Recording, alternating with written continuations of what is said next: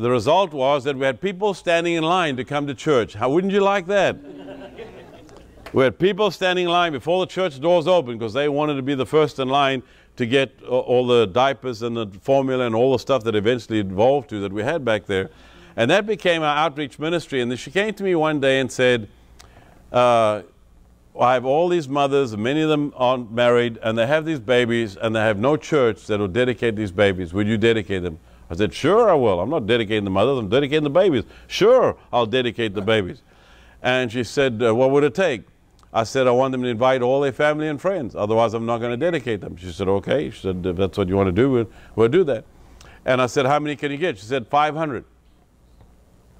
I said, okay, you get 500 babies and make them invite all their family and friends. We had 375 show that Sunday, over 700 new people in church that day for baby dedication, and we dedicated them that day. Now, a preacher's asking, how do you dedicate 375 babies? Like this. Would all the people that are dedicating a baby today please stand and hold the baby up? And then we prayed a dedication prayer. And then I said, if you'd like us individually to pray over each one of these babies, so when the service is over, please form a line, and then we'll pray for each baby individually and pray, and that's what we did. And so the line snaked all the way through the auditorium, all the way out, and then we gave certificates. Had certificates, had a picture of all this. Guess when we gave that to them? Next Sunday morning. We had it available right there and then, but they couldn't get it. They had to get it next Sunday morning. And so we did those type of things because we're trying to grow a church. And that's why the church grew so quickly. Weddings is another thing. I'd marry anybody on condition that I can have a shower for that person the Sunday before the wedding. And so we'd have a shower. And the shower would include inviting all the family and friends in the city that will now come to the shower on Sunday morning during church time. I can now preach like I want to preach. And I can say what I want to because it's not their wedding service, it's my wedding service for them. And I can do what I want to for it. And so I'll bring them up and pictures of them on the screen and say, they're about to get married, let them testify a little bit of their Christians. If they're not, we do the testimony for them. God's brought these two together type of thing, and we're proud that they're here at our church, and we're helping them on their journey with the Lord. And we're having a shower after service today. Please stay for the shower and get to know this couple.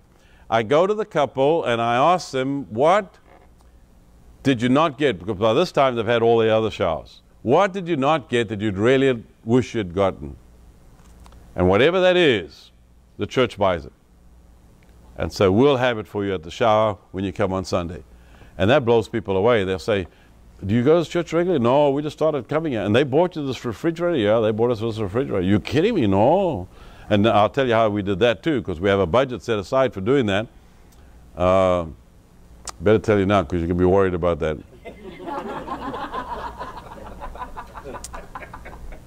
10% of your budget should be set aside for winning your city.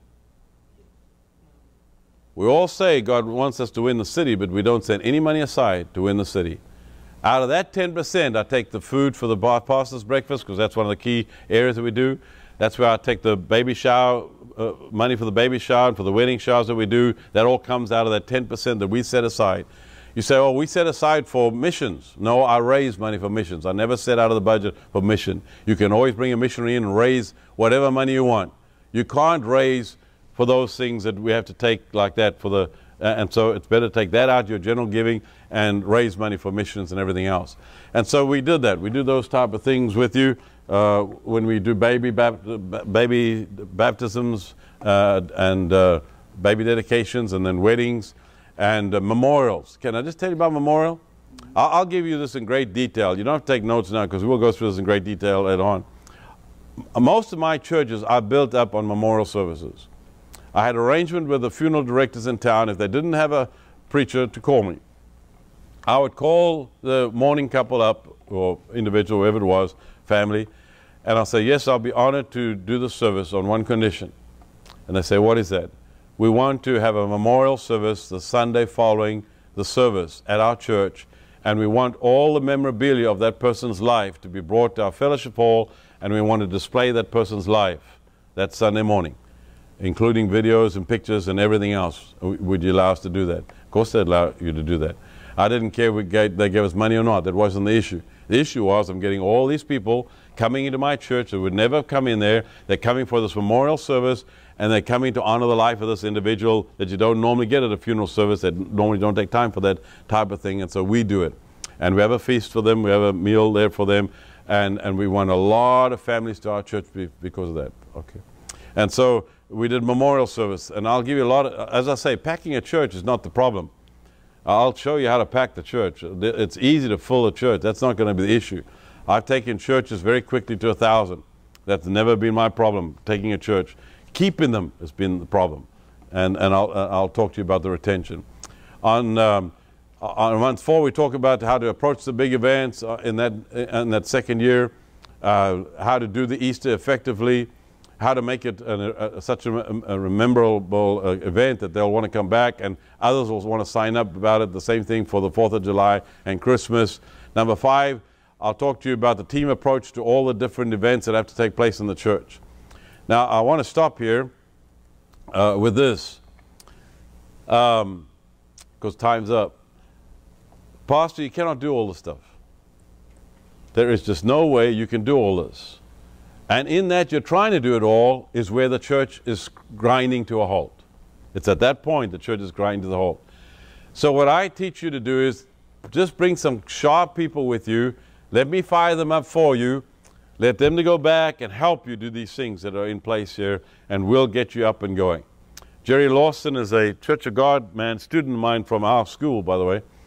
And the Church of God guy brought me into his church. They were running just less than 500.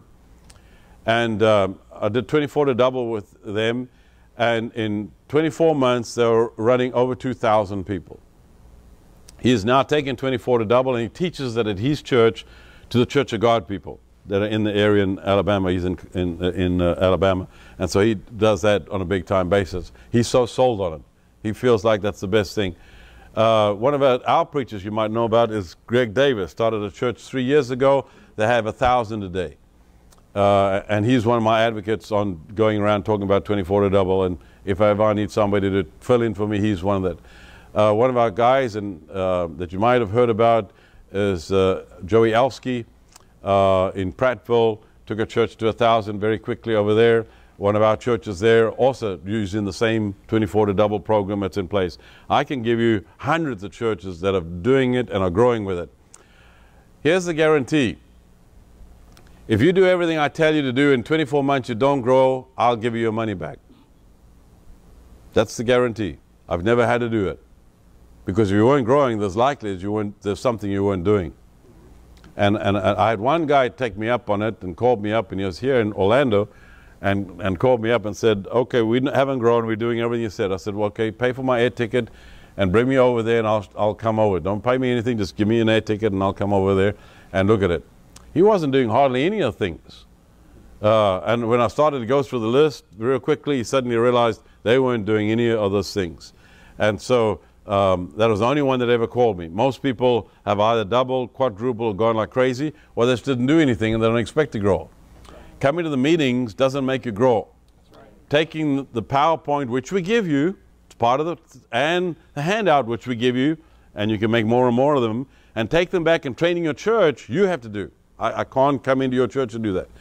And I'd rather you do that. I'd rather, Pastor, that you do that. You teach your church and then bring them for the multiple trainings that we'll be doing the second year, the key people, bring those people in. So do I need big numbers in the first year? No. I need the pastor and some key people. I don't need the big numbers. I want the big numbers in the second year when I'm training all your teams. And so I'll let you know I'm training the front door team. So all your churches will send their front door team, and I'll be training all the front door team that month. The next month I'll be training the outreach team. So all your outreach teams, whoever involved in the outreach teams, you send them, and then we'll be training them as to how to do outreach, the different ways to do it, and those type of things that need to be done. We want to help you grow. Let me switch to this real quickly and get you where I'm at. We want to help you grow. Most pastors and churches have never been shown how to grow a church. So we're going to do it now with this 24 to double. If you'd like to sign up to 24 to double, you need to do so now. Bishop has got some cards for you. You already passed them out? Okay. And we'd like to pass those out and ask you to fill them out right now and say, my church wants to be involved in this. So, Bishop, can we have somebody do that right now? And then the bishop will talk to you about it. Please, by faith, even write your first check of commitment. So I'm giving my first $250 now so the bishop knows I'm going to do it. Now, most of you, don't tell me you have to go to your board to get permission to write a check for $250. I know you have permission to do that. Most churches have at least that right that they can write a check for $250. You might have to go back and get it approved, but you can at least write the check. And so I've done this in faith, believing that this is what we need to be doing so the bishop knows he can count on you. He wants to turn Florida upside down for Jesus. And I'd like the PH Church to be the catalyst for making that happen. If 12 disciples can do it, then surely the PH Church can do it. We're told in the political world, as goes Florida, so goes the country. Is that true in the spiritual world? I would think it is. Isn't that right? Let's make it happen. Bishop, I turn it to you. All right. Thank you, Dr. Weston. Amen. Pastors, make sure that you fill that card out. Get it back to me before you leave. Thank you, brother. We are going to launch 24 to Double in January, as you heard Dr. Weston say. Listen, y'all, how many of you are tired of listening to people teach stuff they've never done? I'm tired of, I don't want to read a book written by somebody that's never done it, but took a class in seminary and going to write a book on it. Dr. Weston has a proven track record. 24 to Double has a proven track record of doubling your church. The $250 a month may scare some of you if you're in a smaller church, your budget is tight. Let me encourage you to take a step of faith and don't be frightened by that. You gain two tithing families through this, and you'll pay for that immediately. It's going to be a simple process. It will work. It's proven. We're going to launch in January. The $250 a month is going to cover the expenses for this program, because we're going to, the size of our conference is such that we're going to actually have to bring him in every month. But we will have him in this month in the north area of the state. Then the next month we'll have to bring him into the central or south part of the state. So every month we're going to be bringing him in. You will sit in a meeting with him and your leaders every other month. You'll come. He's going to come. He'll do the training. It's going to be a wonderful program. I'm asking God that at the end of 2 years that we've got at least 50 churches in this conference that have doubled. Amen. That's a minimum. And I'm praying for more than that, but a minimum of 50 churches that have doubled, and your church can be one of them. Listen, you're sitting around as pastors, I know because I did it, you're sitting around constantly scratching your head trying to figure out, how do I grow this thing? How do I grow? We're laying it in your lap. Here it is. It's an opportunity for you to take advantage of it. Many of you actually signed up for this already at camp meeting when Dr. Weston was there. I've got that list in my office, but go ahead if you would and do another card today, just so that we'll make sure that nobody falls through the cracks on that. All right? Did you have any questions before we break on anything you heard Dr. Weston say or anything about the program? I wanted to ask Dr. Weston, how many on that initial, you said you need just a few people, how many would you think would be? I understand the principle of the 4 and the 100, I mean the 4 to 1. Let me give some examples. I'm doing it in Detroit, and the guy drives 2 hours in his church bus. He brings his leaders with him. He said the best 2 hours are driving back after that meeting, and they put into place, right there on that bus, they put into place all the stuff they just heard. And say, okay, you do this, you do this, you do this, you do this, and they put it into place. So the key is, who's going to help you make this happen? Those are the ones that need to be here. And your naysayers, all the ones that are negative, bring them here. I'll help you with them. And you know, if they got something negative, say, I deal with that. I'm a university professor. I've had everything. I know how to handle people normally, nicely, so don't worry about it. But bring the naysayers. It's easier for me to tell them how it is than for you to tell them how it is. And so bring them in, okay? Yeah, I think that you know who your movers and shakers are. You know who the people are that you can count on. And then if you got somebody, as he said, that's kind of on the borderline, if they're a mover and shaker, get them in those meetings and bring them. The beauty of this is he's going to do the training. All you got to do is just get them there. Right. And then go back and and you know, put them in place so that they can fulfill and work out everything that they've heard.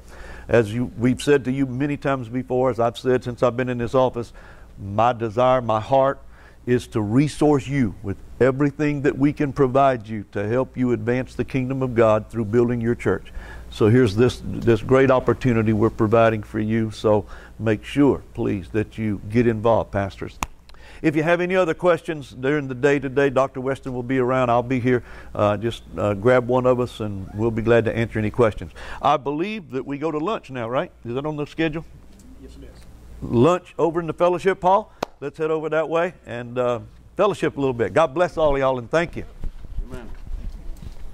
Get me those cards back in before you leave.